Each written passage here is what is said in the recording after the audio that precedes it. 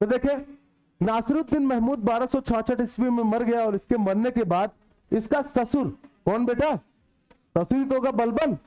बलबन अगला सुल्तान बना, 1266 से 1287 तक रहेगा। इसने अपनी राजधानी दिल्ली को ही बनाया।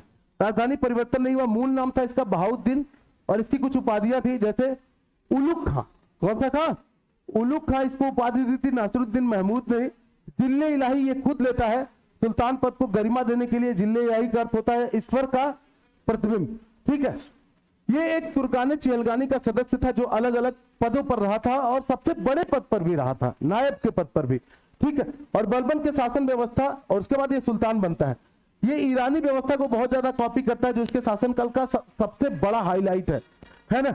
राजत्व का दैवीय सिद्धांत अपनाता है कि सुल्तान ही ईश्वर का प्रतिनिधि है, सुल्तान को ईश्वर चुनता है। कौन चुनता है? इसलिए सब लोग इससे डरे। ईरानी परंपराओं को अपने यहां शामिल करता है, जैसे सिजदा और पैबोस। सिजदा मतलब घुटनों पर बैठकर सुल्तान का अभिवादन करना, पैबोस मतलब सुल्तान के पैरों को चूमना। इसने इसके अलावा एक ईरानी त्योहार नौरोज को भी इसने मनाना शुरू कर दिया दिल्ली में। ठीक है, इसके अलावा इसके शासनकाल के कुछ हाईलाइट है। पृथक सैन्य, एक अलग से सैन्य विभाग बनाता है, दीवाने अर्ज। तुर्काने चिहलगानी का विनाश करता है, तुर्काने चिहलगानी को इसने समाप्त किया। इसी के शासनकाल में भारत पर मंगोलों का आक्रमण हुआ था, याद रहेगा। इसके अलावा इसने रक्त और लौह की नीति अपनाई थी। इसी के दौरान में अमीर खुसरो थे जो आगे आने वाले 8 सुल्तानों के दरबार में होंगे। अलाउद्दीन खिलजी के भी दरबार में होंगे अमीर खुसरो, तो मैं वहां पढ़ा दूंगा, समझ पा रहे हो कि नहीं। देखिए आमिर खुसरो ने तो 8 सुल्तानों का शासनकाल देखा था, तो किसी सुल्तान में पढ़ा दूंगा। ठीक है, उनको तूतीय हिंद कहा जाता है और उन्होंने हिंदी भाषा में लेखन शुरू किया था।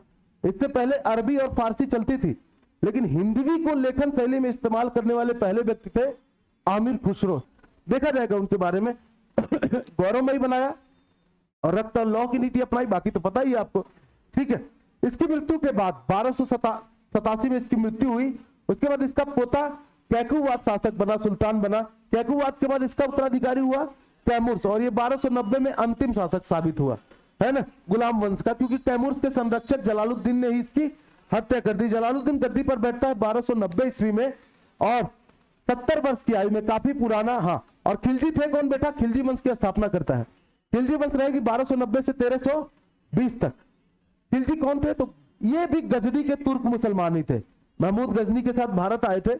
और खिलजी वंश का संस्थापक था भारत में जलालुद्दीन खिलजी। 6 ही साल रहेगा, क्योंकि 6 साल बाद इसके हत्या कर दी जाएगी इसके ही भतीजे द्वारा। ठीक है, राजधानी इसने बदल दिया, राजधानी बनाया किलोकरी को, क्योंकि इसको खतरा था अपने जीवन का।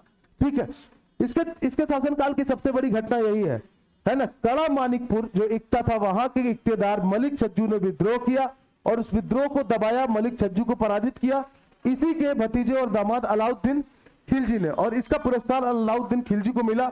दरबार में एक पद प्राप्त हुआ अमीरे तुजुक का, और इक्तेदारी प्राप्त हुई कड़ा मानिकपुर की। और कड़ा मानिकपुर का इक्तेदार रहते हुए ही ये देवगिरी पर हमला करेगा और वहां से बहुत सारा धन प्राप्त करेगा, समझ रहे हैं। और राजा रामचंद्र की बेटी झात्यपाली से विवाह भी करेगा।